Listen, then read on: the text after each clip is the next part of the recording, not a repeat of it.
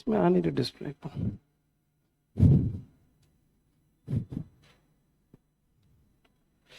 उसमें डिस्प्ले नहीं आ रहा कंप्यूटर में। लेक्चर नंबर 1 डालना है 2 डालना है आज? नहीं, दोनों का 2 है आज। सेम ही है।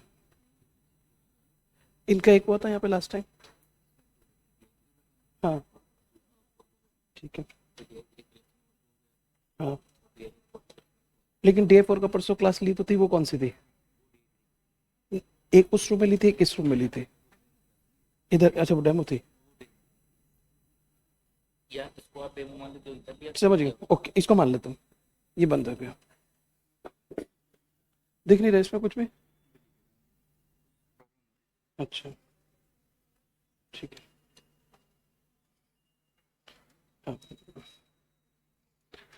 रिकॉर्डिंग स्टार्ट है।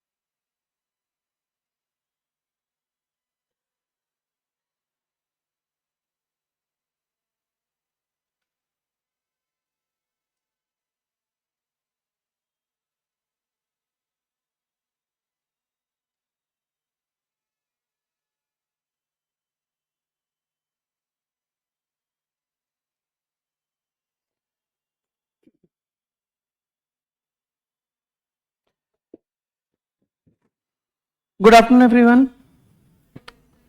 आज थोड़ी इसकी हाइट मेरे को लगता है ज्यादा हो गई, इधर बच्चा देख नहीं रहा मेरे को। ऑनलाइन में हमारे साथ हैं Dhruv, Neha, Shreya, Sidra. You all are most welcome. तमाम बच्चों का बेहद स्वागत। आज हम आपके साथ कॉस्टिंग में एक चैप्टर शुरू करेंगे जिसका नाम रहेगा कॉस्ट शीट। एक ही क्लास अभी तक आपको मैंने पढ़ाई है और वो क्लास इनफैक्ट 2 अलग अलग क्लासरूम में ली गई थी और आज उनको मर्ज कर दिया गया है एक तरह से। तो सेम ही चीज पढ़ाई थी, तो आज हम आगे चलेंगे कॉस्ट शीट के साथ। मैंने आपको कॉस्ट शीट का रेफरेंस एक दे दिया था कि कॉस्ट शीट का इस्तेमाल कौन करता है, तो यहां से हम शुरू कर रहे हैं। 2-3 लाइन का इंट्रोडक्शन है, आप नोट कर लें। लिखिए कॉस्ट शीट इज अ, और अगर कोई बाई चांस फर्स्ट टाइम भी बैठा है इस क्लास में, उनके लिए भी एकदम बेसिक की क्लास है, सो डोंट वरी। आप इंट्रोडक्शन लिखे, हम आपको सारी चीजें वो समझाने वाले हैं। Cost sheet is a statement. Cost sheet is a statement oblique document showing cost of a product, showing cost of a product at regular interval, at regular interval। इतना ही लिखते हैं। जो बच्चे आज फर्स्ट टाइम क्लास कर रहे हैं, don't feel कि एक हो चुका है मैं समझ कैसे आएगा। It is all basic. बस आपको क्लास में यहां पर ध्यान देना है जो मैं बोल रहा हूं उन चीजों के ऊपर। आपने लिखा cost sheet is a statement oblique document. Cost sheet एक स्टेटमेंट है, आपको भी स्टेटमेंट बना के दिखाएंगे। आगे क्या लिखा? It is a statement oblique document showing cost of a product at regular interval. इसका मतलब क्या होता है? ये एक फॉर्मेट है, आपको प्रोडक्ट की कॉस्ट निकालना सिखाएंगे एट रेगुलर इंटरवल। इसका मतलब है जब प्रोडक्ट फैक्ट्री में बनता है तो उसकी कॉस्ट कितनी है, अब जब वो फैक्ट्री से बाहर निकलता है बिकने के लिए शोरूम में जाता है तो खर्चे और भी लगते हैं, तो शोरूम में पहुंचने के बाद अब उसकी कॉस्ट कितनी हो जाती है। तो एक तरह से आपको कॉस्ट रेगुलर इंटरवल पे निकालना सिखाएंगे। जब वो बन रहा था कॉस्ट कितनी थी, जब बन गया तो कॉस्ट कितनी है, अब बिकने के लिए आ गया तो क्या कॉस्ट है, फाइनली कितने में बिका, कितने में प्रॉफिट हुआ, ये सारी चीजें कॉस्ट शीट के थ्रू पता चलेंगी। लिखिए नेक्स्ट लाइन में, it is also useful, it is also useful for ascertaining selling price, for ascertaining selling price after adding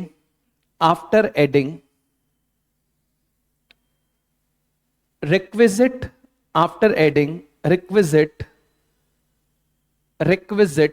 profit margin, after adding requisite profit margin।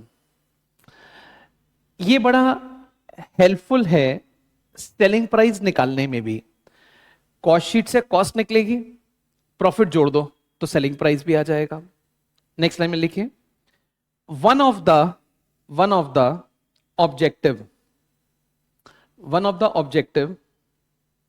Of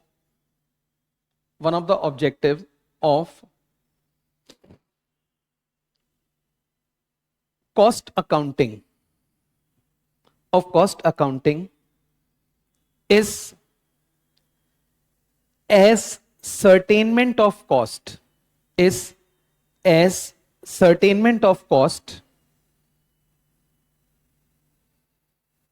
which is fulfilled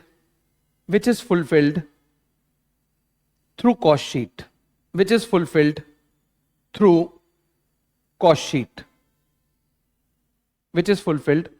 sheet, हमारा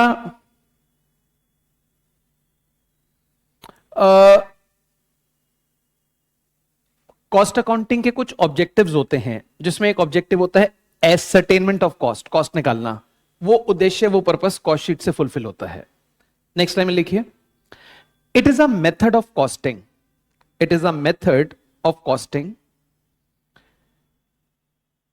used by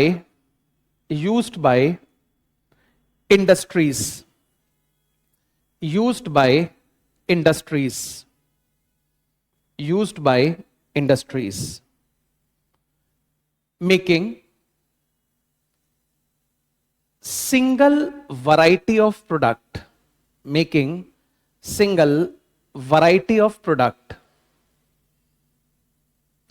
in bulk quantity, making single variety of product in bulk quantity,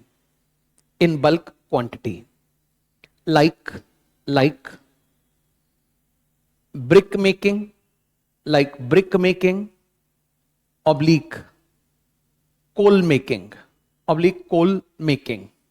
coal making, that's all। अभी तक हमने जो लिखा, आप माने exam में से इसमें से कुछ आ जाएगा, कुछ भी नहीं आएगा। ये तो एक इंट्रोडक्शन है। क्या हमें इसको घर जाके रटना है? ना, बिल्कुल भी नहीं। फिर क्या करना है? एक या दो बार रीड करना है बस। अगर रीड कर लेंगे तो क्या होगा, मैं बताता हूं। 3 बातें सामने आएंगी, पढ़ के पता चलेगा। कॉस्ट शीट एक स्टेटमेंट है जो प्रोडक्ट की कॉस्ट निकालने के काम आता है। दूसरी बात, कॉस्ट शीट से सेलिंग प्राइस भी निकल सकता है अगर प्रॉफिट ऐड कर दे। तीसरी बात, कॉस्ट शीट एक मेथड है कॉस्ट निकालने का, और इसको उपयोग वो लोग करते हैं जो सिंगल वैरायटी बनाते हैं लेकिन बल्क में बनाते हैं। सिंगल वैरायटी बल्क में, एक ही तरह का प्रोडक्ट और बहुत ज्यादा, जैसे ईंटें, ब्रिक, कोयला। बस इतना सा इंट्रोडक्शन है, रीड करना है।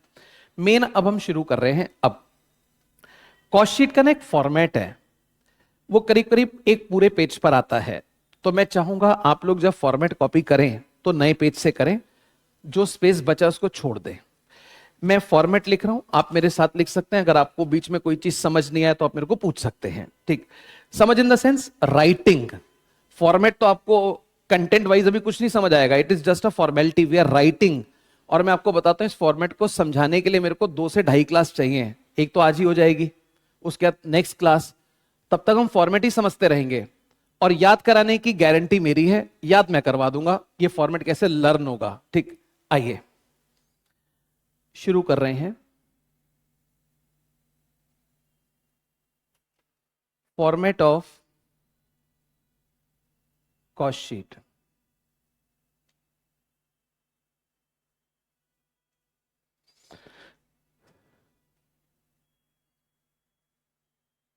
Direct material consumed,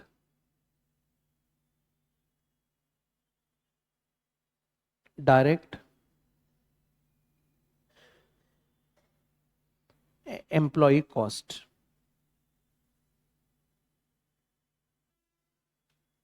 direct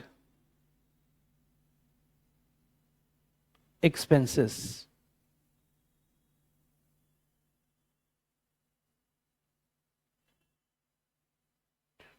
prime cost,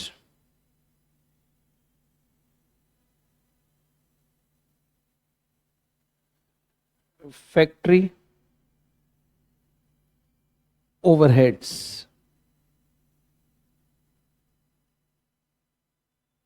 gross factory cost,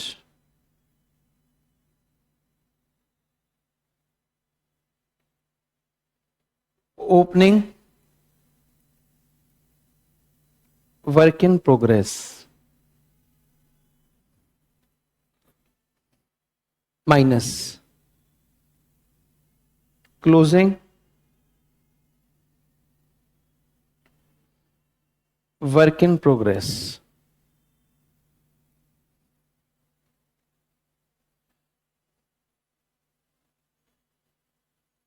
factory cost,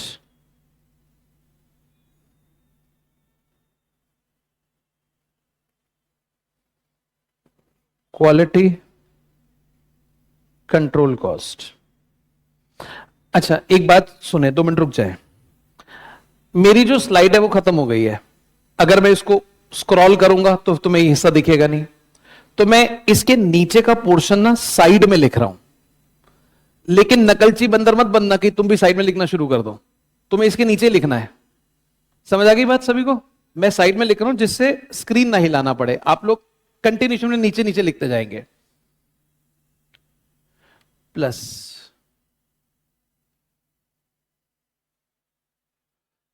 research and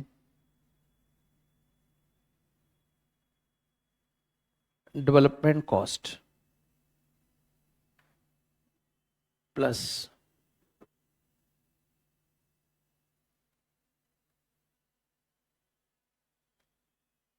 administration overhead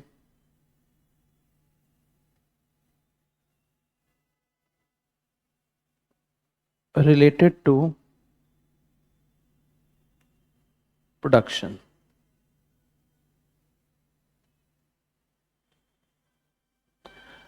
plus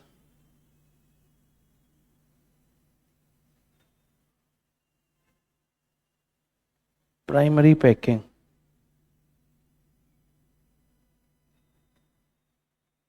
scrap sale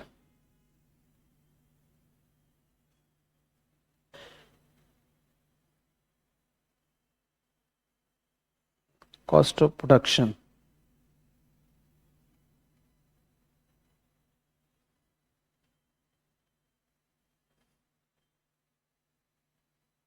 opening stock of finished goods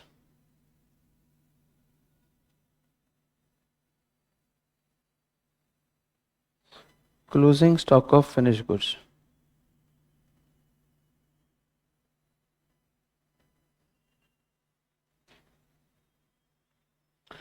cost of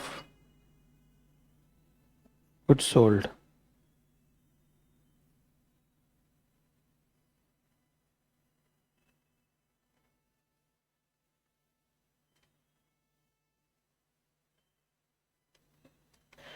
administration overhead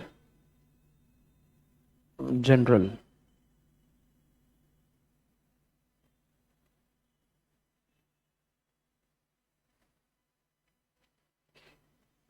selling overhead,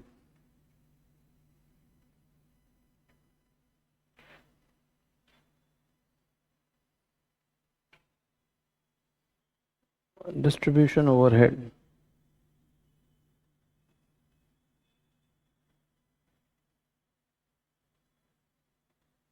cost of sales,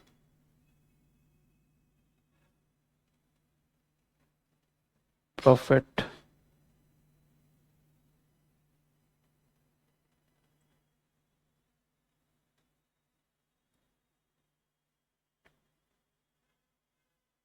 sales.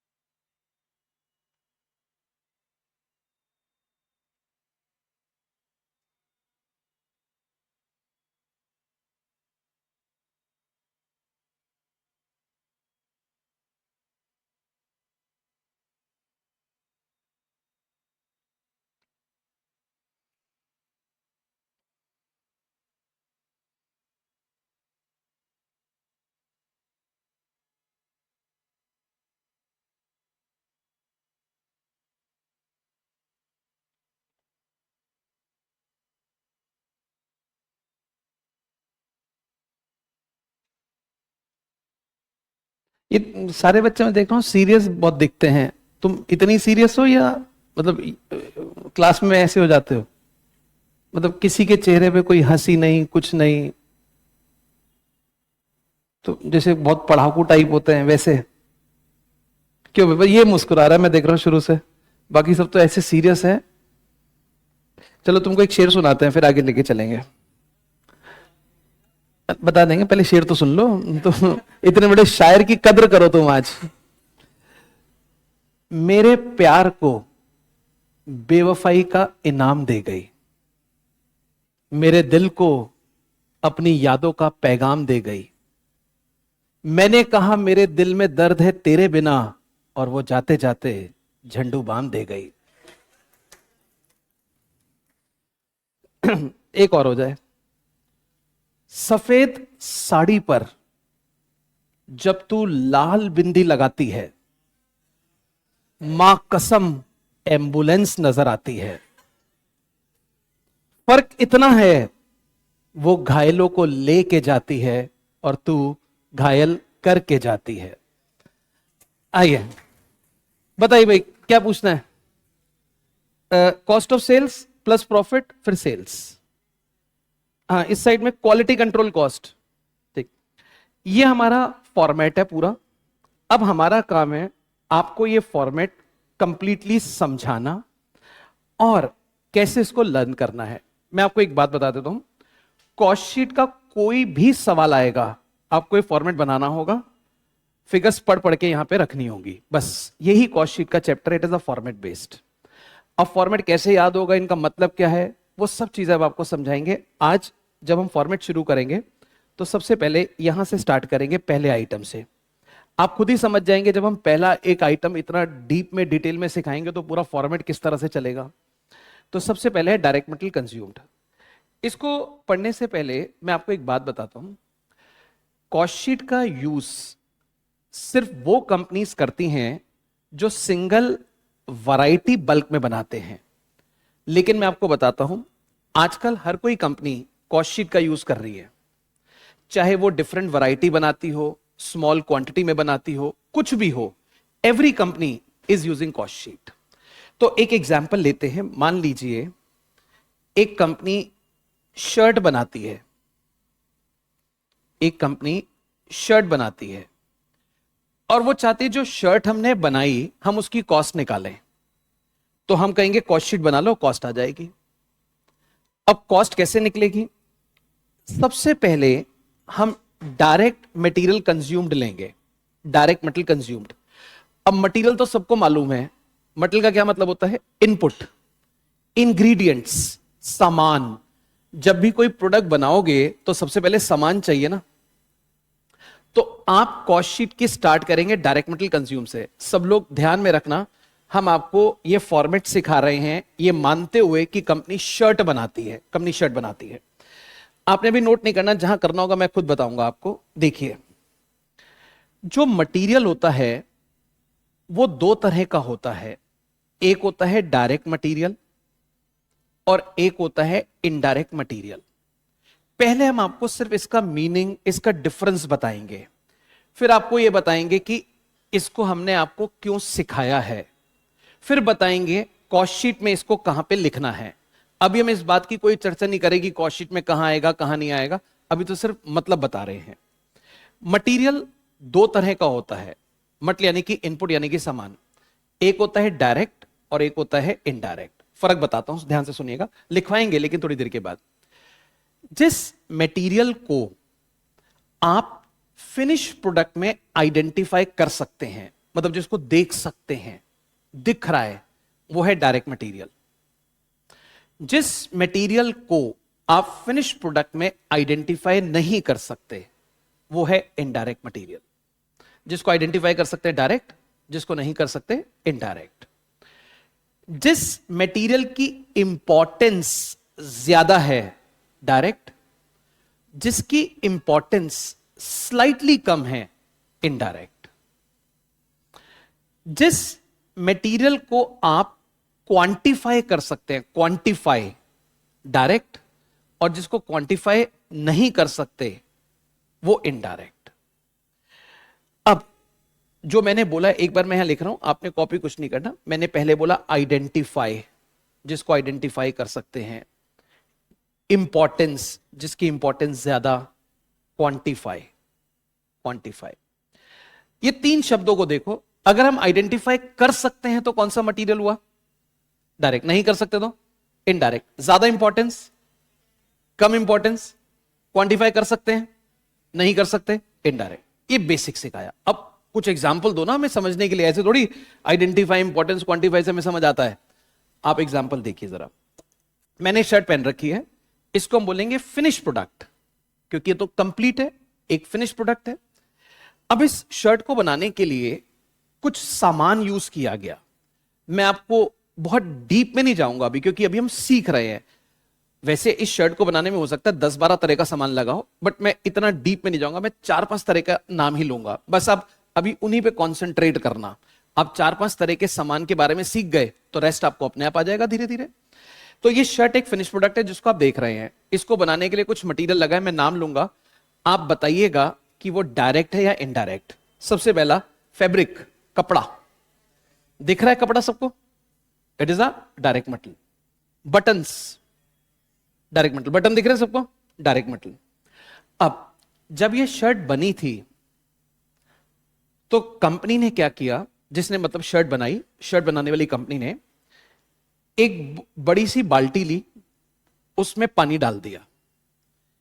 एक बोतल उनके पास थी, उसका ढक्कन खोला, उसमें chemical था, और थोड़ा सा केमिकल ऐसे बोतल पलट के उसमें डाल दिया, फिर बोतल सीधी कर दी, ढक्कन लगा दिया।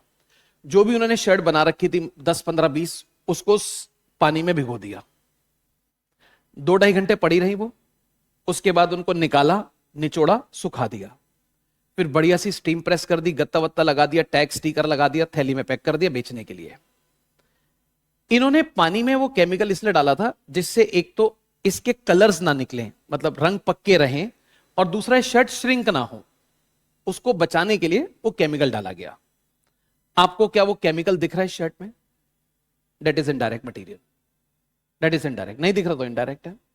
अब जब ये शर्ट जिस मशीन से बन रही थी, सिलाई की मशीन, उसमें कुछ तेल डाला गया, मशीन ऑयल, जिससे मशीन खट खट खट खट स्मूथ चले, वो तेल दिख रहा है, दैट इज इनडायरेक्ट मटेरियल।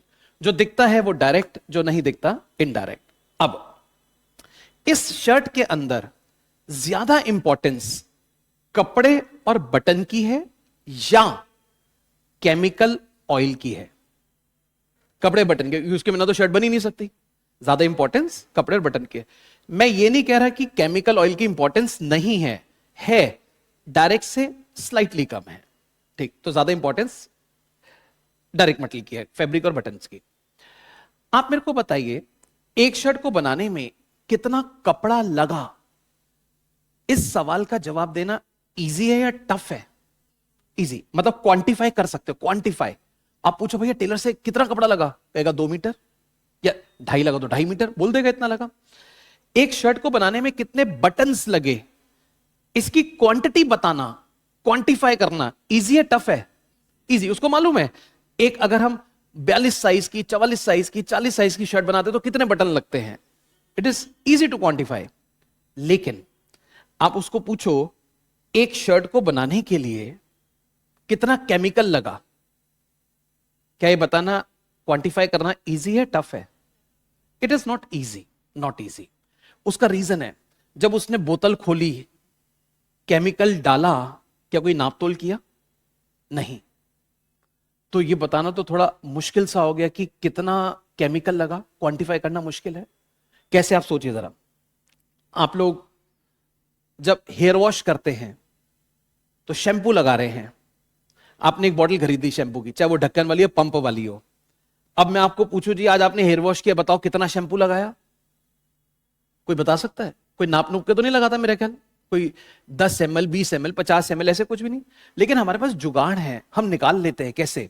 मान लो हमारे पास 500 ml की शीशी थी और हमने उसको 50 दिन चलाया, 50 हेयर वॉश करे, तो एंड में बोल देंगे एक बार का 10। जुगाड़ तो है, निकाल तो हम सब लेंगे आखिर में जाकर, लेकिन it is not easy to quantify कि आज मैंने कितना शैंपू लगाया। इसको क्वांटिफाई करना मुश्किल है। इसका मतलब इनडायरेक्ट को क्वांटिफाई नहीं कर सकते। पहले एग्जांपल। दूसरा लेते हैं, एक जगह फर्नीचर बन रहा है, मान लीजिए कोई सोफा है, डाइनिंग टेबल है, या कोई चेयर है, वो बन रही है। That is a finish product. उसको बनाने के लिए कुछ मटेरियल यूज होते हैं, मैं नाम लूंगा, आप बताइएगा आपको क्या लगता है, डायरेक्ट या इनडायरेक्ट। सबसे पहले लकड़ी, would, that is a direct material, दिखता है हमें। Second Fevicol, indirect. फेविकॉल कहां दिखता है? नहीं दिखता। जो दिख रहा है डायरेक्ट, जो नहीं दिख रहा है इनडायरेक्ट। कुर्सी के अंदर ज्यादा इंपॉर्टेंस किसकी है, लकड़ी की या फेविकॉल की? लकड़ी, क्योंकि उसके बिना तो काम शुरू नहीं होगा ना, पहले लकड़ी तो लाओ। तो ज्यादा इंपॉर्टेंस है लकड़ी की और स्लाइटली कम फेविकॉल की। एक कुर्सी को बनाने में कितनी लकड़ी लगी, ये बताना इजी है टफ है? इजी। और Fevicol? Tough. It is not so easy. होता क्या है, कारपेंटर एक बड़ी सी बाल्टी खरीदता है फेविकॉल की, खोल के रख देता है, उसमें एक डंडा डाल देता है, उसको घुमाता है, उसको निकालता है, फिर उसको लकड़ी पे ऐसे ऐसे रब करता है, फिर डंडे को दोबारा डाल देता है, फिर उसके ऊपर प्लाई चिपका देता है या दूसरा हिस्सा चिपका देता है। क्या कोई नापतोल किया कि कितना फेविकॉल लगा? नहीं। जुगाड़ है। एक बाल्टी जब खत्म होगी कहेगा उसमें इतना था, इतनी कुर्सी बनी, एक के लिए इतना। But it is not so easy to quantify.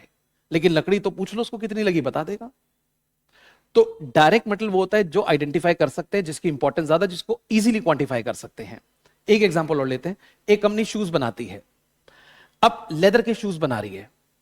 आपको शूज एक फिनिश प्रोडक्ट है, उसमें लेदर दिखता है, that is a direct material.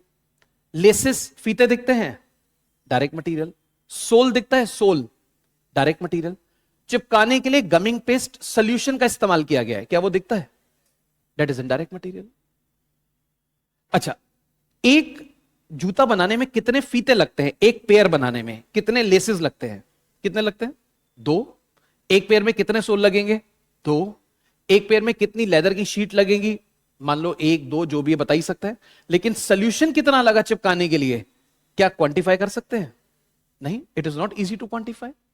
आप अपने घर में कोई गम रखते हैं, फेविक्विक रखते हैं, फेविकॉल रखते हैं, कुछ रखते हैं, कोई भी चीज आप क्राफ्ट का काम कर रहे हैं, चिपका रहे हैं, मैं आपको पूछू जी बड़ी बढ़िया आपने ये चीज बनाई है, बताओ कितना फेविकॉल लगाया? मेरे ख्याल तो नहीं बता सकते इजीली। लेकिन जब आपकी वो शीशी खत्म हो जाएगी, आपको मैंने 6 पेंटिंग बनाई तो एक में इतना, जुगाड़ तो है, लेकिन it is not easy to quantify. तो ये होता है direct and direct material. Daily life में यूज करो कॉस्टिंग को। कैसे? मान लो घर में दाल बनी है, आज दाल आपके सामने एक बाउल में दाल रखी गई खाने के साथ। अब आप बताइए उसमें आपको दाल नजर आ रही है? जब कटोरी में देखेंगे तो आपको दाल दिखती है, that is a direct material. नमक दिखता है, इनडायरेक्ट मटेरियल। पानी दिखता है दाल में, that is a direct material. अब कल से घर में अगर दाल में नमक कम ज्यादा हो तो ऐसे बोलना, मम्मी इनडायरेक्ट मटेरियल कम या ज्यादा है, नमक मत बोलना, इनडायरेक्ट मटेरियल।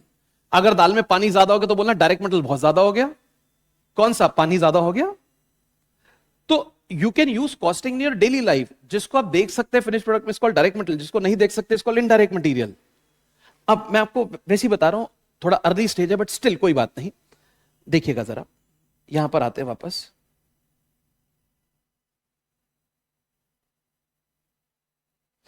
जब हम शर्ट की कॉस्ट शीट बनाएंगे कि एक शर्ट बनाने में कितनी कॉस्ट आई, सबसे पहले हम यहां पे लिखेंगे इस जगह डायरेक्ट मटेरियल कंज्यूम्ड, कपड़े की कीमत, बटन की कीमत यहां पे। उसके बाद हो सकता है कोई केमिकल लगा हो, कोई मशीन ऑयल लगा हो, वो कहीं और आएगा फॉर्मेट में, कहां पर मैं अभी नहीं बता रहा, बट आपको बताऊंगा थोड़ी देर के बाद, आज ही। तो वो चीज कहां पर आएंगी? सो मटेरियल दो प्रकार का हो गया, direct indirect. We start with direct material, indirect कहीं और आता है। तो अभी तो हम डिफरेंस सीख रहे हैं कि डायरेक्ट क्या होता है, इनडायरेक्ट क्या होता है, कहां रखना है, कहां लिखना है, वो बात की बात है। आइएगा, अब आप नेक्स्ट लाइन में लिखिए, फॉर्मेट खत्म हो गया, आप एक नए पेज से शुरू कर सकते हैं। फॉर्मेट को वही रहने दें, फर्स्ट सेकंड थर्ड पॉइंट ऐसे करके लिख सकते हैं। पहला पॉइंट लिखवा रहे हैं, लाइन के बीच में लिखे मटेरियल, लाइन के बीच में लिखे मटेरियल, और उसके दो पार्ट्स कर दें जैसे मैंने किया है, डायरेक्ट और इनडायरेक्ट। डायरेक्ट मटेरियल और इनडायरेक्ट मटेरियल, डायरेक्ट मटेरियल और इनडायरेक्ट मटेरियल। अब मैं आपको डायरेक्ट के नीचे लिखवाऊंगा, पहले लिखिए, which can be identified, which can be identified, which can be identified in a finished product, which can be identified in a finished product। Right side पे लिखें, which cannot be identified, which cannot be identified in a finished product, which cannot be identified in a finished product, which cannot be identified in a finished product। Next लिखिए second, which is of more importance, which is of more importance। Right side पे लिखिए,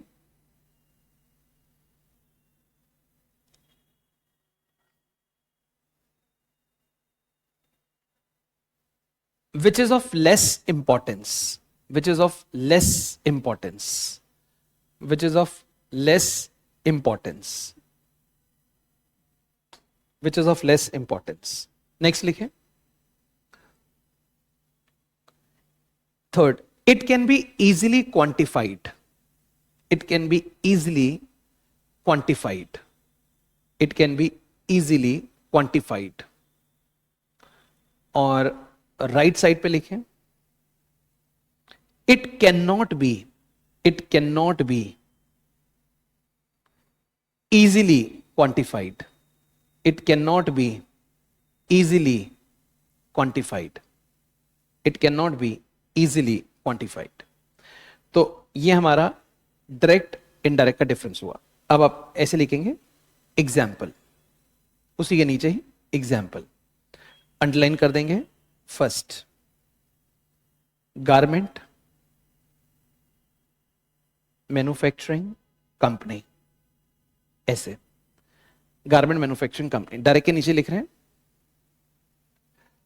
garment manufacturing company. अब मैं आपको कुछ examples दूंगा, जब direct के बोलूं तो आप यहां पे लिख लेना, जब इनडायरेक्ट के बोलूं तो यहां पे लिख लेना, ठीक है? तो मैं डायरेक्ट के पहले बोलने जा रहा हूं, डायरेक्ट के लिख लें, फैब्रिक बटन्स, फैब्रिक बटन्स। और राइट साइड पे लिख लें chemical oil, chemical oil, chemical oil. अब आपको एक दो कॉस्टिंग की टर्म भी सिखाएंगे। केमिकल और ऑयल, इसको हम ना कॉस्टिंग जब पढ़ेंगे तो ये नाम से बुलाएंगे, consumable stores, consumable stores. Consumable stores का मतलब होता है ये चीज कंज्यूम हो गई, कंज्यूम। और स्टोर्स का मतलब, क्योंकि मटेरियल को स्टोर में रखते हैं इसलिए इसको बोलते हैं कंज्यूमेबल स्टोर्स। तो केमिकल हो, ऑयल हो, they are called consumable stores. ठीक, ब्रैकेट में लिख लें कंज्यूमेबल स्टोर्स। अब सेकंड लिखेंगे shoes, shoes manufacturing company, shoes manufacturing company. इसमें लिख लो leather, leather comma sole comma laces, leather sole comma laces. Right side पे लिख लो सॉल्यूशन, सॉल्यूशन, सॉल्यूशन मतलब gumming paste, gumming paste, gumming paste. Next लिखिए थर्ड, थर्ड, थर्ड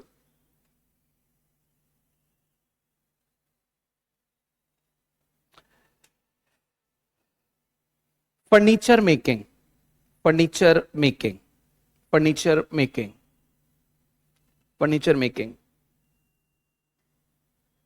डायरेक्ट में लिख दो वुड, वुड, और इनडायरेक्ट के नीचे लिख दो फेविकॉल, फेविकॉल, फेविकॉल, फेविकॉल। ये मैंने आपको डायरेक्ट इनडायरेक्ट का एक डिफरेंस बताया। मैं आपको फॉर्मेट में दोबारा लेके चलूंगा। देखिए, हम एक शर्ट की कॉस्ट निकालना सीख रहे हैं। फॉर्मेट है डायरेक्ट मटेरियल कंज्यूम्ड। अब इसमें तीन शब्द हैं, डायरेक्ट मटेरियल कंज्यूम्ड। आपको डायरेक्ट मटेरियल पता चल गया क्या होता है, अब ये कंज्यूम्ड क्या है वो बताएंगे। एक तरह से आप ये मान के चलिए, यहां पे शर्ट को बनाने की जो फैब्रिक है उसकी वैल्यू आएगी। वैसे तो बटन्स भी आएंगे, बट थोड़ा शॉर्ट में समझ रहे हैं, जब सारा समझ आ जाएगा तो डिटेल में भी बात कर लेंगे। तो सबसे पहले कपड़े की वैल्यू आएगी अगर आप शर्ट की कॉस्ट निकाल रहे हैं। वर्ड है डायरेक्ट मटेरियल कंज्यूम्ड। अब आपको मैं डायरेक्ट मटेरियल कंज्यूम के बारे में बताऊंगा, देखिएगा जरा। सबसे पहले डायरेक्ट मटेरियल, आप एग्जाम में भी डायरेक्ट मटेरियल को ऐसे लिख सकते हैं, कोई मनाही नहीं है। ये नहीं कि पूरा डायरेक्ट लिखो, पूरा मटेरियल वर्ड लिखो, डी साथ में एमएटी, मैट, ये सब समझते हैं, ये एक्सेप्टेड इंफॉर्मेशन है। Direct material consumed. अब इसका मतलब क्या होता है वो मैं आपको बताने जा रहा हूं। नोट वोट आपने कुछ नहीं करना, सिर्फ सामने देखना है। देखिए, एक कंपनी है जो शर्ट बनाती है, ये इनका स्टोर है, स्टोर। रॉ मटेरियल स्टोर में रखते हैं। रॉ मटेरियल कहां रखते हैं? स्टोर में। या फिर कहां रखते हैं अगर कोई और जगह पूछो तो? वेयर हाउस ना, ना, वेयर हाउस में फिनिश गुड्स रखते हैं। रॉ मटेरियल या तो रखते हैं स्टोर रूम में या गोडाउन में। वेयर हाउस बोल दिया तो फिनिश गुड्स याद आ जाएगा हमें, तो रॉ मटेरियल कहां रखते हैं? स्टोर या गोडाउन में। तो ये स्टोर है। अब इनको ना एक ऑर्डर आया, और बहुत बड़ा ऑर्डर है, इनको काफी सारी शर्ट्स बना के देनी है। तो इन्होंने कहा एक काम करते हैं, पहले स्टोर में चल के देखते हैं कि कितना फैब्रिक पड़ा हुआ है, कितना रॉ मटेरियल है। तो ये स्टोर में आए, 1 मार्च तारीख थी, 1 मार्च। तो इन्होंने देखा इनके पास जो ओपनिंग स्टॉक है, ओपनिंग स्टॉक वो 50,000 रुपए का है, 50,000 का। मैं चाहता तो बोल भी सकता था 100 मीटर है, 200 मीटर है, मैंने रुपीस में लिख दिया। ये ओपनिंग स्टॉक किस चीज का होगा? फैब्रिक का। तो इन्होंने कहा ये तो बहुत कम है, इससे थोड़ी हमारा इतना बड़ा ऑर्डर पूरा हो जाएगा, हमें तो बहुत ज्यादा फैब्रिक चाहिए, बहुत ज्यादा। तो ये लोग क्या करते हैं, आरएम सप्लायर के पास जाते हैं। आरएम सप्लायर यानी कि क्या? दुकान वाला, रॉ मटेरियल सप्लायर, जो रॉ मटेरियल बेचता है। रॉ मटेरियल सप्लायर, दुकान वाले को बोलते हैं सप्लायर, और सप्लायर किस चीज का? Raw material. तो दुकान वाले के पास जाते हैं, अपनी रिक्वायरमेंट बताते हैं, भाई हमें ऐसा ऐसा एक फैब्रिक चाहिए, तो दिखाओ कौन सा है। दुकान वाले ने दिखाया, दुकान वाला पूछते भाई कितना चाहिए, इन्होंने क्वांटिटी बताई। अब ये कहते भाई कितने का पड़ेगा? तो दुकान वाला कहता है आप इसको अगर परचेज कर रहे हैं तो ये आपको 20 लाख का पड़ेगा, 20 लाख का। इसने कहा भैया कुछ डिस्काउंट वगैरह दोगे? कह रहा हाँ 10% देंगे, 10%। इसको बोलते हैं ट्रेड डिस्काउंट, ट्रेड डिस्काउंट 10%। अब दुकान वाले ने कहा भाई साहब ऐसा है, जब ये सामान खरीदोगे तो आपको जीएसटी भी देना पड़ेगा। आप सुबह से शाम तक जितनी भी चीजें खरीदते हो सब पे जीएसटी होता है। आपको दिखे ना दिखे मेरे को मालूम नहीं, लेकिन उस प्रोडक्ट के जो प्राइस होते हैं उसमें जीएसटी इंक्लूड होता है। कई बार सामने से दिख जाता है, अलग से ऐड हो रहा है, कई बार इंक्लूड होता है। तो बोला जी जीएसटी देना पड़ेगा। जीएसटी कितना, मैं रुपीस में लिख देता हूं, मान लीजिए 2 लाख, और यहां लिख दिया क्रेडिट अवेलेबल। क्रेडिट अवेलेबल इसका क्या मतलब है बताएंगे अभी। सीआर मतलब क्रेडिट अवेलेबल। अब इसने कहा साहब ये मैं अपनी फैक्ट्री तक कैसे लेके जाऊंगा इतना सारा रॉ मटेरियल? तो दुकान वाला कहता है कोई ट्रक वर्क कर लो, वो फैक्ट्री तक आपके ले जाएगा। कह रहा बुलाओ उसको। तो देखो ये ट्रक आ गया,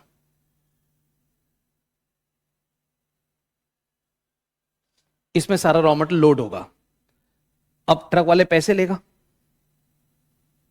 फ्रेट 15,000 रुपए। उसने कहा आपके फैक्ट्री तक छोड़ देंगे, 15,000 रुपए में चाहिए। अब दुकान वाले ने कहा भाई साहब ये 2 दिन लगेंगे आपके यहां तक जाने में, फैक्ट्री तक, तो इसका ना इंश्योरेंस करा लो। रास्ते में मान लो कोई ट्रक लूट ले, चोरी चकारी हो जाए, ट्रक का एक्सीडेंट हो जाए, कुछ हो जाए, तो इतना महंगा सामान है, खराब हो जाएगा, नुकसान हो जाएगा। इसने कहा कर दे ट्रांजिट इंश्योरेंस रास्ते का। अब तसल्ली है, ट्रांजिट इंश्योरेंस ₹6,000। मैं एक बारी थोड़ा आउट ऑफ द कोर्स जाके आपको ट्रांजिट इंश्योरेंस बताता हूं क्या होता है। वैसे ही मेरा ना एक दोस्त है, वो उसकी फैक्ट्री है, और फैक्ट्री किस चीज की है? डायमंड ज्वेलरी की। मतलब वो डायमंड ज्वेलरी बनाता है, नोएडा में ही है उसकी फैक्ट्री। तो एक ना एग्जीबिशन लगती है ईयरली बेस पे प्रगति मैदान में, प्रगति मैदान में, और उसमें जो भी बड़े बड़े मैन्युफैक्चरर्स हैं वो अपने प्रोडक्ट्स को डिस्प्ले करते हैं। और वहां पे हमारे जैसे लोग नहीं जाते, वहां पे जाते हैं retailers, B2B, business to business. वो तो मेरा दोस्त है, उसने मेरे को कार्ड दिया तो मैं चला गया। तो वहां पे उसने फैक्ट्री उसकी है, उसने अपना वहां पे एक बढ़िया सा स्टॉल लगाया। वहां पे रिटेलर्स आते हैं, जैसे पीपी ज्वेलर्स, इस तरह से आते हैं लोग। वो देखते हैं भाई ये फैक्ट्री वाला ये डिजाइन बनाता है, कैसे बनाता है, फिर उसको ऑर्डर प्लेस करते हैं भाई हमें भी आपकी ज्वेलरी चाहिए बेचने के लिए, ऐसे। तो मैंने उसको पूछा भाई कब से शुरू है? कह रहा है कल से स्टार्ट है, 3 दिन। तो मैंने कहा सामान का कैसे रहेगा? कह रहे जी वहां पे स्ट्रांग रूम बने होते हैं, 3 दिन तक हम डिस्प्ले में रखेंगे। जब शाम को अपना आउटलेट वहां बंद करेंगे तो स्ट्रांग रूम में सामान रख देंगे, हम वहां से बाहर आ जाएंगे, अगले दिन जाके दोबारा ले लेंगे। और जिम्मेवारी उनकी होती है, बहुत सिक्योरिटी होती है, ऐसी कोई घबराने वाली बात नहीं होती। तो मैंने कहा इतना सारा जो सामान है तेरी फैक्ट्री नोएडा से प्रगति मैदान तक कैसे जाएगा? कह रहा वो तो चला गया। मैंने कब? कह रहा है कल ही पहुंचा दी हमने वहां पर। मैंने कहा तू गया था साथ? कह रहा नहीं। मैंने कहा फिर? तो कह रहे कुछ सर्विसेज होती है ट्रांसपोर्ट की, जैसे कोरियर होता है ऐसे सर्विस होती है, तो उनको बुक किया, वो ले जाते हैं। तो मैंने कहा रास्ते में कोई चोरी चकारी हो गई कुछ? कह रहे ट्रांजिट इंश्योरेंस, इंश्योरेंस कराया मैंने 12 लाख रुपए। ज्वेलरी कितने की थी? 80 करोड़ की। अगर एक भी चीज इधर उधर हो जाए तो नुकसान हो जाएगा ना। तो कह रहा 12 लाख का दोनों तरफ का इंश्योरेंस करा दिया, जाने का भी और आने का भी। अब कुछ गड़बड़ होगी तो मेरे को क्लेम मिल जाएगा। तो रिस्क लेने से तो अच्छा ही है। तो ये होता है ट्रांजिट इंश्योरेंस। तो यहां पे भी इसने अपने सामान का ट्रांजिट इंश्योरेंस कराया, कितने का? 6,000 का। अब सामान फैक्ट्री में आ गया, इसने देखा यार कुछ ऐसा मटेरियल है, या तो वो गलत आ गया, या ज्यादा आ गया, या पसंद नहीं आया, कुछ भी हो सकता है, वापसी करना है। तो इसने रिटर्न ऑफ मटेरियल 40,000 का मटेरियल वापस किया। लेकिन मैं समझा रहा हूं अभी, इसलिए लिख रहा हूं यहां पे इग्नोर डिस्काउंट कॉमा जीएसटी। इसने दुकान वाले को फोन किया, भाई साहब आपने जो मटेरियल भेजा इसमें से 40,000 का तो मेरे को ठीक नहीं लग रहा, वापस कर रहा हूं। दुकान वाला पता है क्या बोला, साहब ऐसा है आपको खुद अपने खर्चे पे इसको वापस करना पड़ेगा, अपना कुरियर वाला ढूंढो वो वापस लेकर आएगा, हम नहीं भेजेंगे किसी को। इसने कहा ठीक है। Freight paid on material return 1,000। अब इसने अपनी लेबर को बोला चलो भाई फैब्रिक आ गई है, शर्ट बनाना शुरू करो। तो उसने देखा कपड़े के जो थान होते हैं ना, थान रोल जिसको बोलते हैं, एक अगर आप रियल में देखें तो एक गत्ते का लकड़ी का फट्टा होता है, उसके ऊपर कपड़ा ऐसे लिपटा हुआ होता है, उसको बोलते हैं रनिंग क्लोथ, थान बोलते हैं। तो आप उसको ऐसे खोलते हैं, फिर उसमें से इंची टेप से जितना आपको चाहिए काट काट के शर्ट बनाते हैं। तो उसने देखा हर थान के ऊपर कुछ गोल्डन कलर से लिखा हुआ है। क्या लिखा हुआ है, Grasim industries manufactured in Bhilwara, 40% cotton, 60% viscous और राजस्थान, ऐसे। तो उसने कहा इतना कपड़ा सभी पे छापा लगा हुआ है, प्रिंट, इसको रगड़ेंगे तो हमारी तो बढ़िया कंपनी है, क्वालिटी में फर्क पड़ जाएगा, लोग कहेंगे अरे देखो कितनी बेकार शर्ट बनाई है। तो कह रहे काम करो, सारे थान में से कैंची से काटो इतना इतना पट्टा जिसके ऊपर ये छापा लगा हुआ है, हमें नहीं इसको इस्तेमाल करना। अगर कोई छोटा मोटा मैन्युफैक्चर होता पता क्या करता, केमिकल की बोतल लेता, उसमें लगाता, साफ हो जाता। जैसे हम लोग, मैं आपको सही बताता हूं, हम तो होली वाले कपड़े होली के बाद भी घर में पहन लेते हैं, थोड़ा बहुत निशान लगा तो लगा, उसमें क्या है, थोड़ी देर रंग छुड़ाने वाले उसमें डाल दिया, सर्फ में डाल दिया, दिख रहा है उसमें क्या है। वो कह रहे नहीं हम इस छापे वाले कपड़े पे तो हटाएंगे नहीं, जबकि वो हट जाता है, हम नहीं हटाएंगे। तो उन्होंने कपड़ा काट दिया, अब काफी सारा कपड़ा इकट्ठा हो गया। तो आसपास कुछ ऐसे लोग हैं, पता है क्या बोलते हैं, ये हमें दे दो, या तो हम ऐसे ही बना लेंगे, डिजाइनर हो जाएगा हमारे लिए, या हम इसको मिटा देंगे फिर बना लेंगे। उन्होंने बेच दिया। Raw material scrap sale, raw material scrap sale ₹4,000। अब इन्होंने 31 मार्च को देखा, इनके पास जो क्लोजिंग स्टॉक बचा वो 70,000 का बचा। आप मेरे को बताइए इन्होंने जो शर्ट बनाई, कितनी शर्ट बनी हो तो बात की बात है, उसमें कितना रॉ मटेरियल कंज्यूम हुआ, क्या बता सकते हैं? रॉ मटेरियल कितना कंज्यूम हुआ? अभी अब रुक जाए, मैं सब सिखाऊंगा आपको। मैंने ओपनिंग स्टॉक बताया, फिर खरीदने गए, फिर डिस्काउंट, फिर जीएसटी, फिर freight, return, raw material scrap sale, ऐसे सब कुछ। आंसर देने से पहले मैं एक दो चीजें क्लियर करूंगा। सबसे पहले मैं जीएसटी के ऊपर आऊंगा। इस पे क्या लिखा है, क्रेडिट अवेलेबल। आपका भी जीएसटी वगैरह शुरू हुआ नहीं? जीएसटी नहीं, तो ये कंसेप्ट जीएसटी का मैं नहीं पढ़ाऊंगा मैं, लेकिन आपको थोड़ा बहुत आइडिया दे देता हूं कि जीएसटी क्रेडिट का क्या मतलब होता है। देखिएगा जरा एक बारी। मैं सिर्फ जीएसटी से मुतल्लिक आपको एक चीज सिखाना चाह रहा हूं। मान लो मैं मैन्युफैक्चरर हूं और शर्ट बनाता हूं, ठीक, उससे थोड़ा डिफरेंट एग्जाम्पल है, मिक्स मत करना। तो मैं बाजार में इनपुट खरीदने के लिए गया, मैंने 1,00,000 रुपए की फैब्रिक खरीदी, उसके ऊपर 18,000 जीएसटी दिया, टोटल कितना दिया, 1,18,000। तो मैंने दुकान वाले को 1,18,000 रुपए दिए। अब मेरे यहां क्या आ गया, फैब्रिक। अब मैंने इसके ऊपर और एक्सपेंस लगाए, खर्चे लगाए। अब खर्चे लगाने के बाद वो शर्ट्स में कन्वर्ट हो गए। अब मैंने कहा चलो आउटपुट को यानी कि शर्ट को बेचते हैं, और मैंने जब शर्ट को बेचा तो 4 लाख में बेचा। मैंने भी उसके ऊपर जीएसटी लगाया, कितना आप मान लीजिए 40,000 जीएसटी लगाया, तो 4,40,000। तो शर्ट का जो सेलिंग प्राइस है वो है 4 लाख, बट मैंने उसके ऊपर जीएसटी लगा दिया 40,000, और मेरी सारी शर्ट बिक गई, मेरे को 4,40,000 आ गया। आप मेरे को अपनी नॉलेज के हिसाब से बताएं, क्या मेरे को गवर्नमेंट को जीएसटी जमा कराना पड़ेगा? यस, क्योंकि जीएसटी तो टैक्स है और सरकार कहती है तू जीएसटी जमा करा। तो मैं जीएसटी जमा कराने जाऊंगा।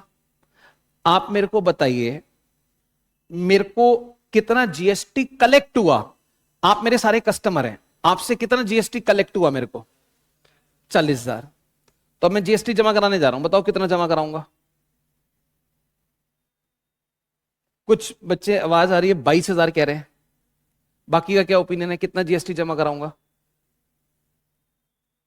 22,000। देखिए जीएसटी में क्या सिस्टम होता है, जब मैंने ये सामान खरीदा, आप मेरे को बताइए मैंने दुकान वाले को कितने पैसे दिए? 1,18,000। लेकिन आपको पता है क्या है, जब मैं घर आता हूं तो मैं पता है क्या बोलता हूं, मेरा 1 लाख ही खर्च हुआ है, मेरा 1 लाख ही खर्च हुआ है। जबकि मेरे पास से जो कैश गया है वो 1,18,000 गया है, मैं बोलता हूं 1 लाख ही खर्च हुआ है। वो कैसे? जो जीएसटी का अमाउंट है ना, वो मैं दुकान वाले को दे के आया हूं, लेकिन मैं कहता हूं कोई बात नहीं, कोई बात नहीं, वापस आ जाएगा, वापस आ जाएगा, ये एक एडवांस है, ये एक एडवांस है, वापस आ जाएगा। तेरा खर्चा सिर्फ 1 लाख का है, जबकि मेरे पास से 1,18,000 गया है। तो मैं रोज सुबह उठ के अपने मन को समझाता हूं, यार 18,000 तू देकर आया, तेरे को मिल जाएगा, तेरा खर्चा नहीं है ये तो समझ ले जैसे तूने अपने दोस्त को उधार दे दिया हो, 4 दिन वापस दे देगा वो। उधार देना कोई खर्चा थोड़ी होता है, तेरा खर्चा 1 लाख है। अब जब मैंने शर्ट बना के आप लोगों को बेची तो मेरे को कितना मिला? 40,000। इसमें से ये 18,000 निकाल के मैं अपनी जेब में रख लूंगा। अब बताओ, जो मैंने खरीदते हुए 18,000 दिया था, वापस आया नहीं आया? वापस आ गया। अब बचा कितना? 22 लेके गवर्नमेंट को दे दूंगा, भाई ये लो मोदी साहब आपका जीएसटी है, आपने बोला था सामान बेचेगा जीएसटी दियो, तो 22,000 सरकार को दे दिया। तो अब मेरा आपसे सवाल है, क्या ये मेरा खर्चा हुआ कि नहीं हुआ? 18,000 जो मैंने खरीदते हुए जीएसटी दिया था, क्या ये मेरा एक्सपेंस है या नहीं है? नहीं है, क्योंकि मैं दे के आया हूं, लेकिन पैसे तो वापस आ जाएंगे। और जब हम ये एडजस्ट करते हैं, इसको बोलते हैं credit available. Credit available, credit available का मतलब होता है आपने परचेस करते समय जो जीएसटी दिया है ना, वो आपको बाद में वापस मिल जाएगा। इसका मतलब होता है क्रेडिट अवेलेबल।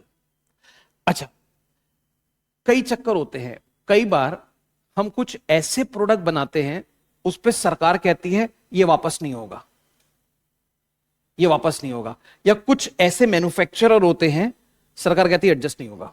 मान लो सरकार ने एक रूल बनाया, भैया ऐसा है, अगर तू शर्ट बनाएगा तो तेरे को क्रेडिट अवेलेबल नहीं होगा, तेरे को क्रेडिट नहीं मिलेगा अगर तू शर्ट बनाएगा। अब मेरे को पहले से मालूम है, तो शर्ट बनाऊंगा। अब जब मैं शर्ट बना के बेचूंगा तो उस पर 40,000 जीएसटी लगाया और मैंने कलेक्ट किया। अब मैं सरकार को कितना जमा कराऊंगा? पूरा 40,000, क्योंकि उन्होंने मेरे को बोला था अगर तू इस कपड़े से शर्ट बनाएगा तो हम तेरे को क्रेडिट नहीं देंगे, इसका मतलब एडजस्ट नहीं करेंगे, तो मैं सरकार को 40 दूंगा। ऐसे में आप मेरे को बताओ मेरी फैब्रिक की कॉस्ट कितनी मानी जाएगी? 1,18,000, 1,18,000 मानी जाएगी, क्योंकि मेरे को मालूम है इसका तो क्रेडिट मिलेगा ही नहीं। तो बाकी डिटेल आपको जीएसटी में पढ़ाएंगे। अब मैं आपको यहां ले आता हूं एक बारी, और आपको हेल्प कर रहा हूं मैं, हेल्प सुनिएगा जरा। अगर आपको डीएमसी निकालना हो, यानी कि डायरेक्ट मटेरियल कंज्यूम्ड, तो आप क्या करेंगे? सबसे पहले आप परचेज का अमाउंट लेंगे, उसमें से आप ट्रेड डिस्काउंट माइनस करेंगे, आप उसमें जीएसटी प्लस करेंगे। लेकिन प्लस कब करेंगे? जब क्रेडिट नॉट अवेलेबल है, बस तभी, अदरवाइज नहीं करेंगे। क्रेडिट नॉट अवेलेबल, यह भी हो सकता है कि आपने प्रोडक्ट फॉरेन कंट्री से मंगाया हो तो आप कस्टम ड्यूटी देंगे, वो प्लस करेंगे।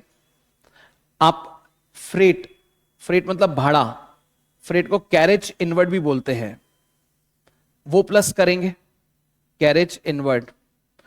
अगर आपका कोई ट्रांजिट इंश्योरेंस लगा है वो प्लस करेंगे।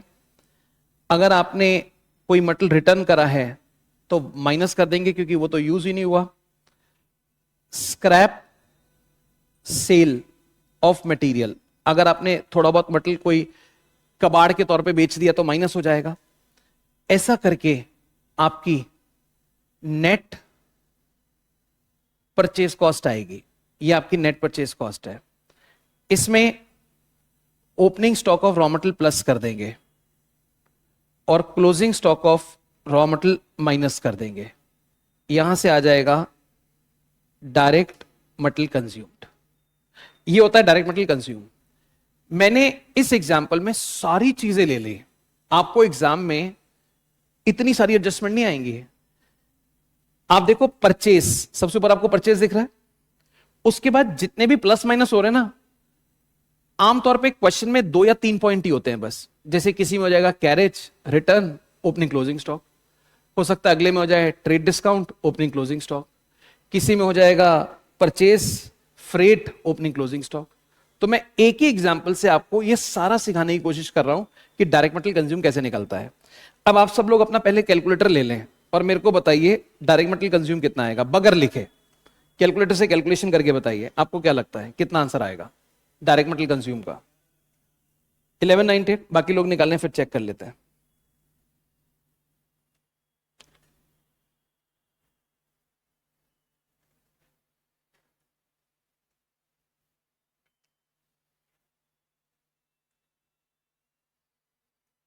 सभी लोग कैलकुलेट करेंगे, क्या उनको लगता है आंसर आएगा इसका?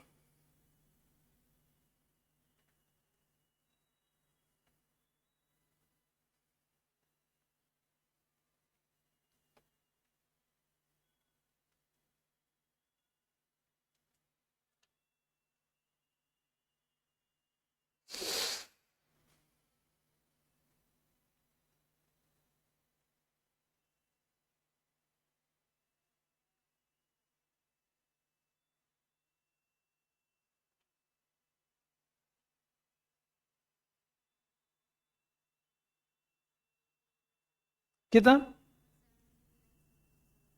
1777, 1198, दो आंसर आए हैं। और बताएं? 1558, ओके। 15 समथिंग बताया, एक ने 1777 बताया। और बताएं? 1757 और 1757, ओके। इसका तो ये आंसर ठीक लग रहा है, दो बच्चों का टैली हो गया है। बाकी देखते हैं कितना आ रहा है भाई। 1578, 1578, ओके। तुम्हारा भी कितना आ रहा है? 1757। चेक करें एक बारी, मैं लिखता हूं, तुम कैलकुलेशन खुद करना। सबसे पहले हमने रॉ मटेरियल खरीदा कितने में था? 20 लाख में। अब उसने डिस्काउंट दिया, तो आप बताइए इससे हमारी कॉस्ट कम होगी कि ज्यादा होगी? कम हो जाएगी। कितने से? 2 लाख से। जीएसटी 2 लाख हमने दिया, बट क्रेडिट अवेलेबल, क्या ये हमारी कॉस्ट बनेगी? नहीं, क्योंकि ये तो बाद में वापस आ जाएगा, कस्टम ड्यूटी है ही नहीं। किराया कितना दिया था रॉ मटेरियल को लाने में? किराया 15,000। ट्रांजिट ये 15,000 पूरा नहीं आया, समझ जाओगे ना थोड़ा। यस, इधर करता हूं स्क्रीन को, 1 मिनट। 15,000। ट्रांजिट इंश्योरेंस कितना है? ये प्लस हो जाएगा। कितने का सामान हमने वापस कर दिया? 40,000। 40,000 40,000 का वापस कर दिया। और स्क्रैप सेल 4,000। ये एडजस्ट करके आ जाएगा net material cost. Opening stock था 50,000 का और क्लोजिंग स्टॉक था 70,000 का। इतने का मटेरियल हमने कंज्यूम कर लिया। कितना है? 17,57,000। ठीक है, और ये कितना आता है net purchase cost? 17, okay, 17.77 lakhs. 17.77 lakhs plus 50 minus 70। ठीक है जी, तो ये आ गया डायरेक्ट मटेरियल कंज्यूम। ऐसे निकाला जाता है। अब इसमें आप एक चीज मेरे को लगता है शायद सोच रहे होंगे, इसका क्या हुआ? Freight paid on material return, इसके बारे में आपको बता दूंगा अभी थोड़ी देर के बाद। तो आप जब भी कोई क्वेश्चन करेंगे, आपको सबसे पहले डायरेक्ट मटेरियल कंज्यूम लेना होगा, याद करने की जरूरत नहीं है। परचेज कॉस्ट लेंगे, ट्रेड डिस्काउंट, कॉस्ट कम हो गई माइनस कर देंगे। जीएसटी डिपेंड करता है क्रेडिट अवेलेबल नॉट अवेलेबल पे। कस्टम ड्यूटी है तो वो प्लस कर देंगे, लाने का भाड़ा प्लस कर देंगे, रास्ते का इंश्योरेंस प्लस कर देंगे। अगर कुछ वापस किया है सामान तो माइनस हो गया, क्योंकि जैसे परचेज रिटर्न होती है तो ये रिटर्न हो गया। इसी तरह से अगर कोई स्क्रैप सेल हुई है, स्क्रैप सेल का मतलब कुछ मटेरियल हमें ठीक नहीं लगा, हमने उसको बेच दिया, कुछ पैसे आ गए, तो कॉस्ट कम हो जाएगी, नेट परचेज कॉस्ट आ गई, ओपनिंग प्लस करो, closing minus is direct material consumed. अब ये ओपनिंग प्लस क्लोजिंग माइनस क्यों करते हैं वो भी बताता हूं। देखो जरा, मेरे पास 2 चॉकलेट हैं, 2, मैंने 10 और खरीदी, 2 थी 10 और खरीदी, कितनी हो गई? 12। 4 बची अभी मेरे पास, बताओ कितनी खाली? 2 मेरे पास चॉकलेट पहले से थी, 10 मैंने खरीदी और 4 बच गई अभी मेरे पास, बताओ मैंने कितनी खाई? 8। अब ये कैसे आया? Opening plus purchase minus closing, तो कंज्यूम्ड आ गया। 2 प्लस 10 माइनस 4, तो क्लोजिंग माइनस होगा, ओपनिंग प्लस होगा, तो वही हमने यहां फॉर्मेट में किया है। तो आप एक एग्जाम्पल बना के पहले इसको कॉपी कर लें, फिर मैं आपको आगे लेके चलूंगा। आप हेडिंग डाल सकते हैं, example on DMC, example on DMC, example on DMC.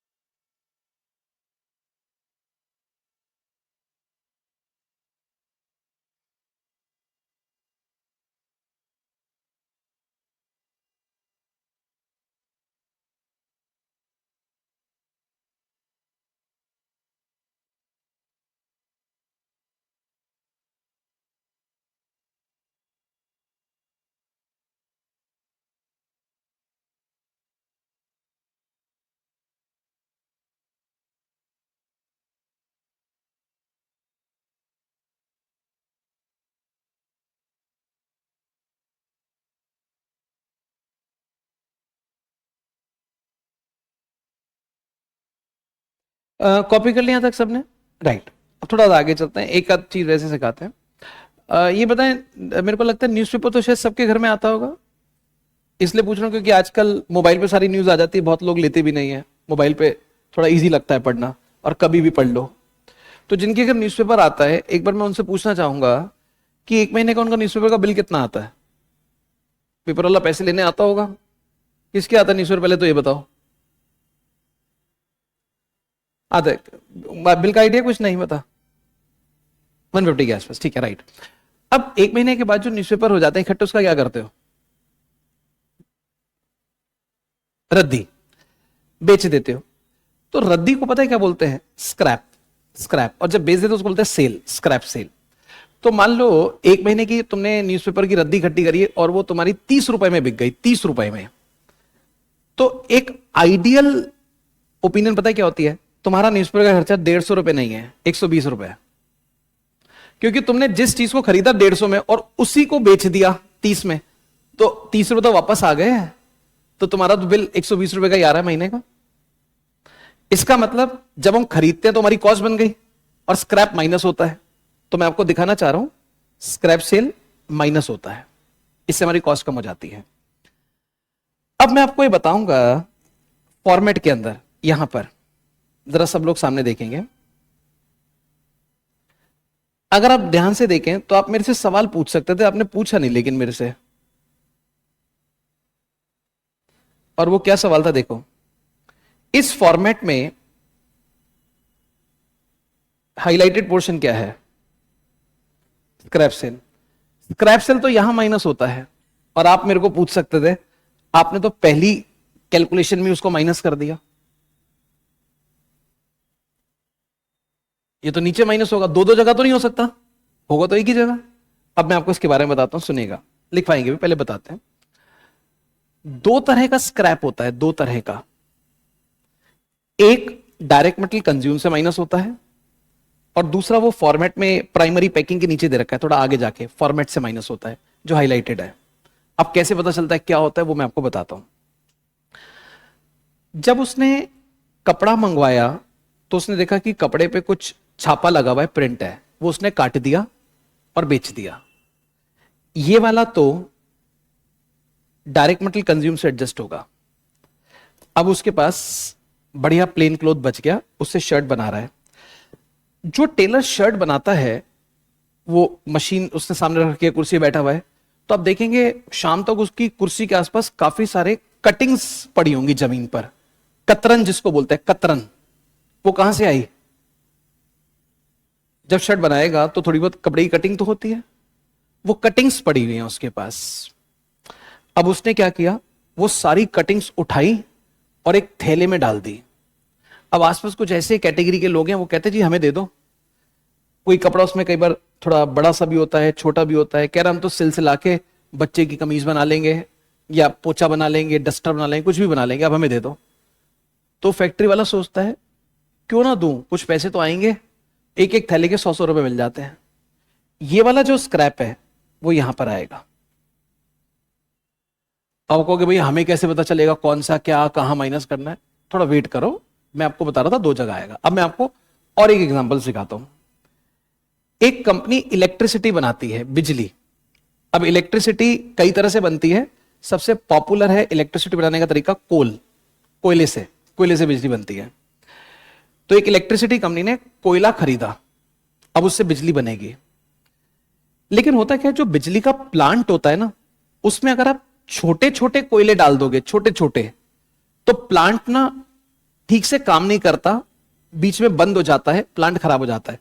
बस एक ही रिक्वायरमेंट होती है, बड़े साइज का कोयला जाना चाहिए, इतना बड़ा। इतने इतने नन्हे नन्हे से होते ना, वो कोयले नहीं जाने चाहिए। तो ये बिजली बनाने वाली कंपनी पता है क्या करती है, जब भी कोयले खरीदती है तो उसमें छोटे कोयले भी आ जाते हैं। अब जैसे क्या होता है, सब्जी वब्जी लेकर आते हैं, आज सुबह ही मेरी वाइफ कहती है ये नन्हे नन्हे से आलू ले आते हो, कौन छीलेगा इनको? मैंने कहा मैं जानबूझ के थोड़ी लाता हूं। कह रही नहीं, पैसे बचाने के लिए लेकर आते हो छोटे छोटे। अब मैंने मन में सोचा 2-4 रुपए में मेरे को क्या फर्क पड़ेगा बचाने में, लेकिन ये बोल थोड़ी सकते हैं। असल में होता क्या, उसको बोला भाई 2 किलो 4 किलो आलू दे दे, अब बड़े बड़े में 2 4 5 छोटे भी आ ही जाते हैं। तो ऐसे ही वो तो ट्रेन के पूरे डब्बे भर भर के मालगाड़ी के कोयला खरीदते हैं, छोटे कोयले आ जाते हैं, तो वहां पे छटाई होती है, छोटे कोयले को अलग किया जाता है, और छोटे कोयले को अंग्रेजी में बोलते हैं, यहां लिख देता हूं, बाद में हटा दूंगा, सिंडर। सिंडर, सिंडर का मतलब छोटा कोयला, और कोल मतलब कोयला। तो सिंडर को अलग किया जाता है। अब सिंडर हो गया अलग, और बड़े कोयले को प्लांट में डाल देते हैं बिजली बनाने के लिए। अब इन छोटे कोयले का क्या करें? तो वो क्या करते हैं, छोटे कोयले को ये गली मोहल्ले में जो प्रेस वाले बैठे होते हैं ना, लोहे की प्रेस होती है जिनकी, उनको बेच देते हैं, बिजली बनाने वाली कंपनी, इनका सब सेटिंग होती है, एक को बेचते हैं, वो आगे उनको देता रहता है। तो सिंडर वहां चला गया और बड़ा कोयला प्लांट में चला गया। अब बड़ा कोयला जो प्लांट में गया उससे बिजली बनेगी, लेकिन आपको पता है बिजली बनने के बाद वो कोयला राख में कन्वर्ट हो जाता है, ऐश। आपको पता है वो राख भी बिक जाती है। किसको बेचेंगे? दो लोग खरीदते हैं। पहला, जितने भी ढाबे होते हैं ना हाईवे पे या शहरों के अंदर, वो अपने बर्तन राख से मांजते हैं। उसके अंदर ऐसी कण होते हैं जो स्टील को चमकाते हैं। आप कभी बाबा रामदेव का ऐड सुनना, जैसे आपने सुना होगा विम बार, 100 नींबू की शक्ति, लेकिन बाबा रामदेव का था डिश बार। वो पता क्या कहता है? इसमें है राख, इसमें है नींबू, वो राख बोलता है। तो उस पतंजलि कंपनी को भी राख बेची जाती है, क्योंकि राख जर्म्स को मारती है और स्टील को चमकाती है, उसमें ऐसा कुछ होता है, तो वो राख भी बिक जाती है। तब सोचिए, जिसने बिजली बनाई सबसे पहले उसने क्या बेचा? सिंडर, और बाद में क्या बेचा? राख। सिंडर तो यहां से माइनस होगा और राख यहां से माइनस होगी। इसका मतलब दो तरह का स्क्रैप होता है। एक तो मेटीरियल का स्क्रैप, मेटीरियल जैसे कपड़ा छापा लगा था काट दिया। दूसरा cinder, as it is material बिक रहा है, तो वो डायरेक्ट मटेरियल कंज्यूम से माइनस होता है। और एक स्क्रैप प्रोडक्शन के दौरान अराइज होता है, जब आप काम शुरू करते हो। अब आपके पास बढ़िया कपड़ा है, आप शर्ट बनाना शुरू कर रहे हो, तो शर्ट बनाते हुए कटिंग्स अराइज हो जाएंगी, बिजली बनाते हुए राख अराइज हो जाएंगी। तो वो जो प्रोडक्शन के दौरान स्क्रैप अराइज हुआ है, उसको आप यहां से माइनस करेंगे। तो स्क्रैप कितनी तरह का हुआ? दो तरह का। अब हम पहचानेंगे कैसे, क्लास में कैसे बात करेंगे? हम कहेंगे दो तरह का स्क्रैप होता है, एक अभिषेक और एक ऐश्वर्या। ऐसा क्यों? अगर कोयला प्लांट में जाएगा, प्रोडक्शन शुरू हो गया, अब वो राख में बदल जाएगा। राख मतलब ऐश, ऐश्वर्या, तो ऐश्वर्या तो आ गया यहां पर, और उसको जोड़ दो अभिषेक से। सिंडर इज अभिषेक, अभिषेक यहां से माइनस होगा, तो अभिषेक माइनस होगा डीएमसी से, और ऐश्वर्या को माइनस करेंगे फॉर्मेट में नीचे की तरफ जाकर। अब मैं आपके सामने कुछ एग्जाम्पल रखूंगा, आप बताना ये अभिषेक है या ऐश्वर्या है। जैसे एग्जाम में लिखा आया, क्वेश्चन में लिखा आया, scrap sale of material arised during production, Aishwarya. During production, Aishwarya. Scrap sale of raw material, Abhishek. आजकल कंफ्यूज करते हैं, स्क्रैप सेल कुछ नहीं बोलते। मैं बताता हूं, अजम्पशन लेने की जरूरत नहीं, इंप्लाइड है। कुछ ना लिखा तो ऐश्वर्या मानेंगे, कुछ ना लिखा तो ऐश्वर्या, मतलब फॉर्मेट से माइनस होगा। अभिषेक तब जब स्पेसिफिक लिखा हो ये रॉ मटेरियल का स्क्रैप सेल है। अगर रॉ मटेरियल का स्क्रैप सेल है तो यहां से माइनस होगा, अदरवाइज नीचे से माइनस होगा। तो अब आप देखिए जरा, आपको हमने स्क्रैप सेल भी बता दिया, फॉर्मेट में दो चीजें एटलीस्ट आपको एक्सप्लेन कर दी। अभी तो शुरू हुआ है फॉर्मेट हमारा, ठीक। अब मैं आपको इसके नीचे 2 पॉइंट्स और लिख पाऊंगा, चाहे नोट के तौर पे लिख लो, नंबर डाल के लिख लो, कैसे भी लिख लो। सबसे पहले लिखो स्क्रैप, स्क्रैप। इसके 2 पार्ट्स कर दो, स्क्रैप के 2 पार्ट्स कर दो, 2 पार्ट्स। पहले के नीचे लिखो of raw material,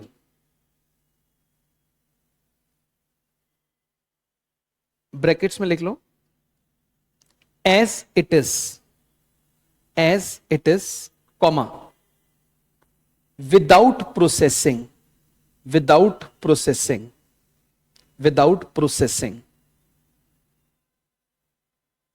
right side पे लिख लो, arise during production process, arise during production process, arise during production process. जो पहला वाला है उसके नीचे लिखें subtract from DMC, subtract from DMC, और दूसरे लेके नीचे लिखो subtract from format, subtract from format मतलब अलग से माइनस हो रहा है, subtract from format, subtract from format, subtract from format. पहले वाले के नीचे लिखो अभिषेक, अभिषेक, दूसरे के नीचे लिखो ऐश्वर्या, ऐश्वर्या। ये एग्जाम में मत लिख कर आना, ये आपको सिखाने के लिए बोला जा रहा है क्लास में, ठीक। नेक्स्ट में लिखे इफ ओनली, कॉमन लाइन है, if only scrap sale is given, if only scrap sale is given, if only scrap sale is given, treat it as Aishwarya, treated as Aishwarya। Next point लिखें GST, GST. Next में लिखिए ए, if, GST के नीचे लिखो ए, if input tax credit, if input tax credit is available, if input tax credit is available, dash ignore, ignore। अब लिखिए B, if input tax credit is not available, dash add, फिर add करना है, ठीक, add उसको जोड़ना है। लिखना तो बस आज इतना ही था, अभी एक दो बातें बस बता रहा हूं, वो सुनना है और सामने देखना है। देखिएगा जैसे मान लीजिए एक शर्ट बन रही है, मटेरियल तो बहुत यूज होता है, बट मैं आपको सिर्फ अभी उतना ही समझाऊंगा जितना हम एक दायरे में रह के समझ सकते हैं। अगर हमें वो चीज समझ आ गई फिर एक्सपेंड कर देंगे बाद में। मटेरियल को बनाने के लिए, सॉरी शर्ट को बनाने के लिए कुछ सामान लग रहा है, क्या क्या लगता है देखो, फैब्रिक, मशीन ऑयल,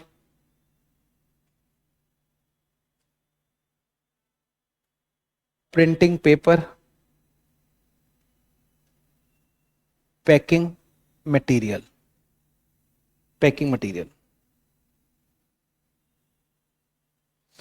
ये चार चीजें लग रही हैं। किसी को डाउट है कि इनमें से कोई मटेरियल नहीं है, मतलब इसको मटेरियल नहीं बोलेंगे, कुछ और बोलेंगे, ये मटेरियल नहीं है, सामान नहीं है, सारा ही मटेरियल है। Fabric is a material, machine oil is a material, printing paper, जैसे जब इतनी बड़ी शर्ट बनाने की कंपनी है तो कोई ऑफिस भी होगा, वहां पे अकाउंट्स मेंटेन होते होंगे। अगर A4 साइज की शीट खरीदी है रिकॉर्ड्स बनाने के लिए तो वो भी एक तरह का मटेरियल ही है। और एक पैकिंग मटेरियल, पैकिंग मटेरियल में जैसे थैला हो गया, शॉपिंग बैग, या थैली हो गई जिसमें शर्ट डाल के बेचेंगे, वो सब। आपको चार मटेरियल मैंने दिए हैं, इसमें से आप सोच के बताइए डायरेक्ट मटेरियल कौन सा है। फैब्रिक, बस, बहुत बढ़िया बताया आपने। जब हम शर्ट की कीमत निकालेंगे तो फैब्रिक को यहां पे लिखेंगे। बाकी की चीजें शर्ट की कॉस्ट में आएंगी कि नहीं आएंगी। मशीन ऑयल लगा है, जो शर्ट बनाने वाली कंपनी उसने कुछ प्रिंटिंग पेपर खरीदा है, A4 शीट खरीदी है, थैला वेला खरीदा है, शॉपिंग बैग जिसको बोलते हैं वो लिया है, जिसमें शर्ट डाल के बेचा जाएगा। ये सब कॉस्ट में ऐड होगा कि नहीं होगा? होगा। दे आर ऑल इनडायरेक्ट, क्योंकि आपको शर्ट के अंदर तो तेल नहीं दिखता, शर्ट के अंदर पेपर भी नहीं दिखता, और शर्ट के अंदर पैकिंग मटेरियल भी नहीं दिखता। शर्ट के ऊपर है पैकिंग मटेरियल, उसके अंदर थोड़ी है। अब जो इनडायरेक्ट मटेरियल होता है उसको हम बोलते हैं ओवरहेड्स। ओवरहेड का मतलब सिर के ऊपर नहीं, खर्चा। कॉस्टिंग में खर्चे को ओवरहेड बोलते हैं, इंग्लिश में एक्सपेंस बोलते हैं। आप कॉस्टिंग में कोई भी खर्चा हो तो हमें बोलो हमारे ओवरहेड्स। आप यहां से घर जाओगे, मान लो आपका 10 20 50 रुपए किराए में लग गया, तो बोलो हमारा आज का ओवरहेड 50 रुपए है, हमारा आज का एक्सपेंस 50 है, हमारा आज का खर्चा 50 है। ओवरहेड्स, और ओवरहेड्स को शॉर्ट में लिखते हैं O/H, over oblique heads, H. ये एग्जाम में चलता है, आपको पूरा लिखने की जरूरत नहीं है, O/H लिखें। अब मैं आपको बताता हूं, हमारे फॉर्मेट में आप देखेंगे ओवरहेड्स वैसे तो कई सारे हैं, लेकिन मेन मैं आपको हाईलाइट करूंगा।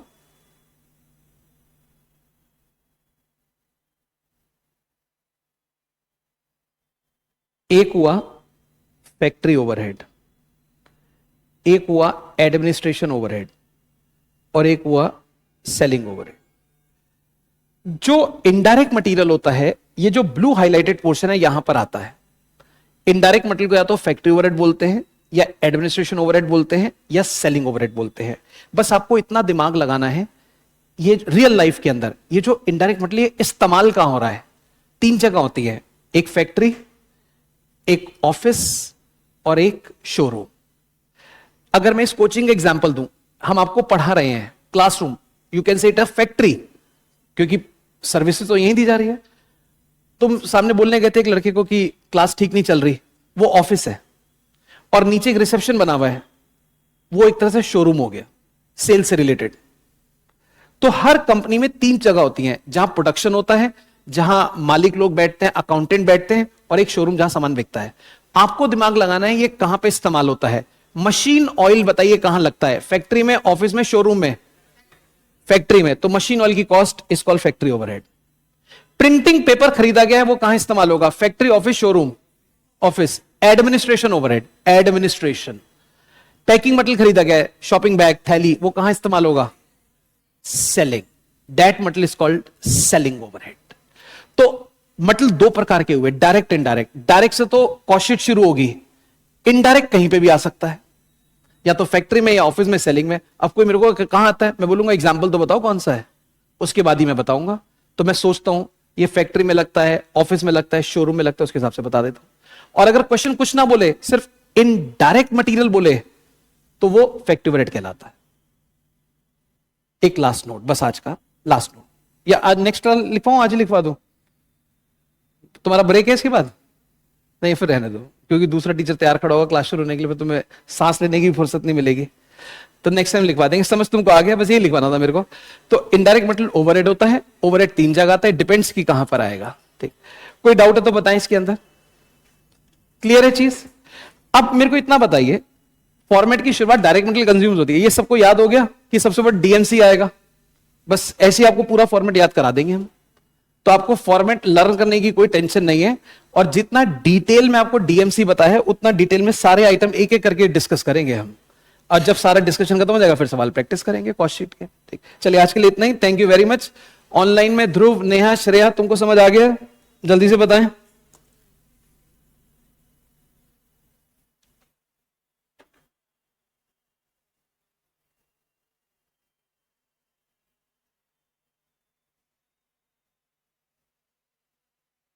Okay, great.